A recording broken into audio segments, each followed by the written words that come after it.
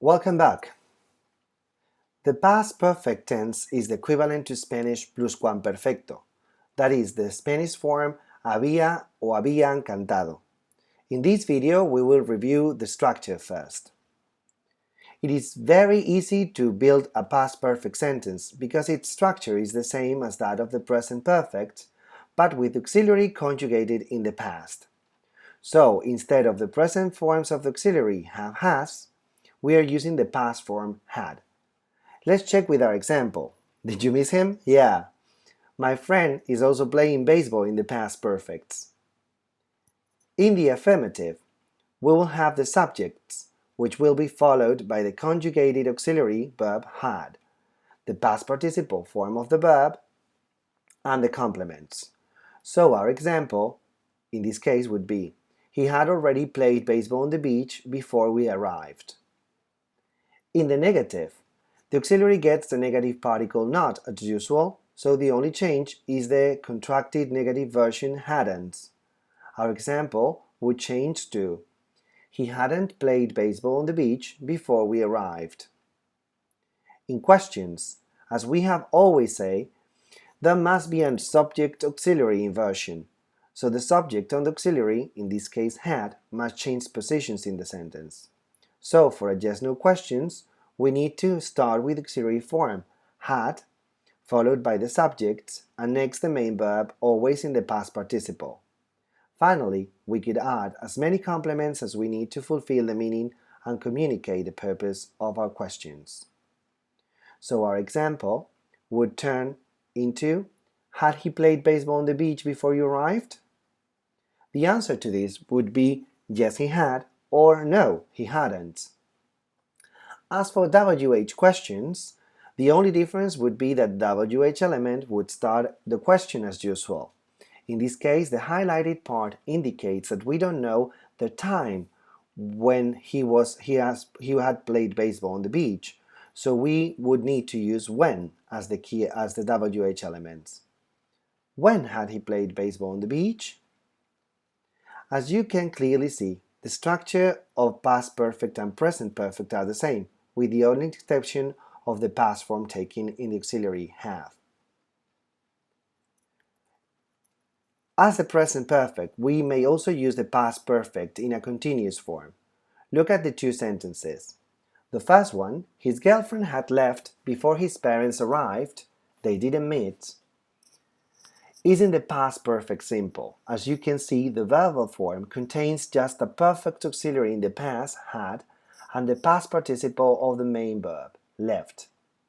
In the second sentence, his girlfriend had been leaving when his parents arrived. They came across in the hallway. We can clearly see that the perfect auxiliary had is conjugated in the past and followed by the past participle of the continuous auxiliary to be. In this form is followed by a gerund form of the main verb, leaving, suggesting that this is a past perfect continuous. The structure is like the one for the present perfect continuous, but with the perfect auxiliary in the past, right? But what's the difference in meaning? Can you tell? Stop the video for a moment and try to guess this difference. I will comment on them in a few seconds.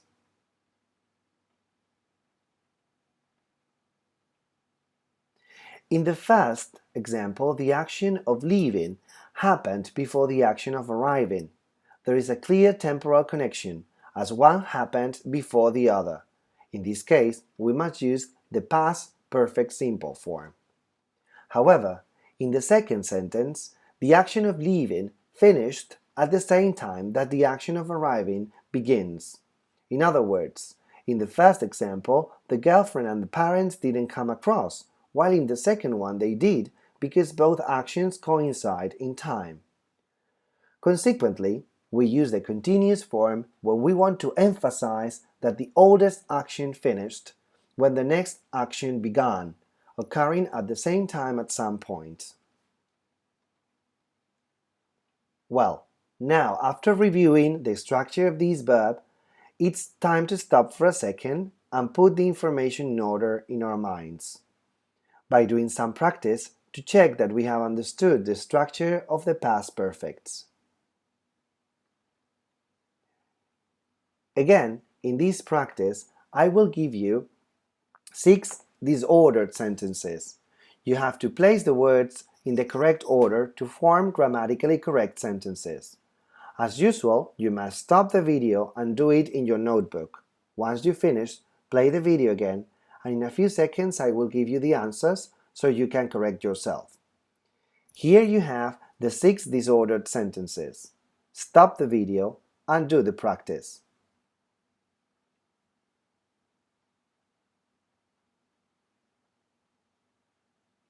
Have you finished? Come on, in a few seconds I'm showing you the answers, so stop the video now.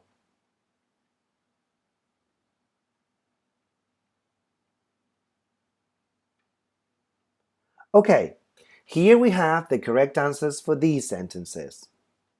Number 1.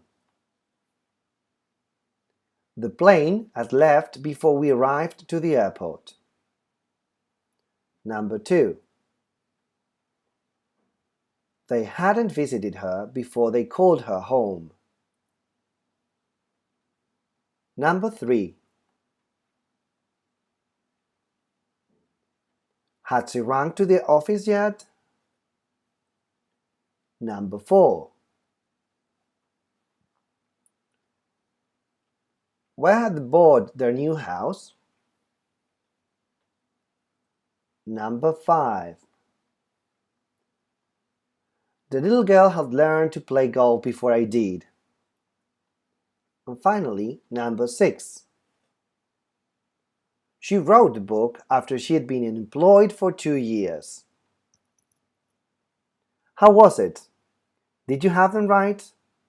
A typical mistake you may have is in the form of the past participle form in irregular verbs. If that is so, the only option is studying better the list of irregular verbs, as you don't command them. If you did them right, congratulations! With some more practice you could master this structure. Good job! If you have any question, remember that your teacher will always be happy to help you solving your questions in class, or contacting him or her in the habitual ways. In our next video, we will explore the uses and keywords of past perfect, and it will be the last part of the unit. See you then!